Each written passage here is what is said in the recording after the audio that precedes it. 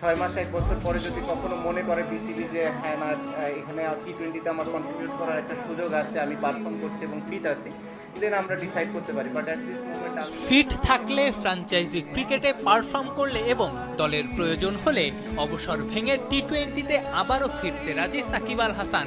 বর্তমান বাস্তবতায় এই তিনটা শর্তই সাকিবের সাথে মিলে যায়। তিনি ফিট আছেন, ফ্র্যাঞ্চাইজি ক্রিকেটে পারফর্মও করছেন। টানা ব্যর্থতায় দলেরও তাকে প্রয়োজন। তবে নানা বাস্তবতায় বাংলাদেশ ক্রিকেটে সাকিবের ভবিষ্যৎ আদৌ আছে কি? শেষবার বাংলাদেশ কোনো ওয়ানডে সিরিজ জিতেছে 1 বছরেরও বেশি সময় আগে।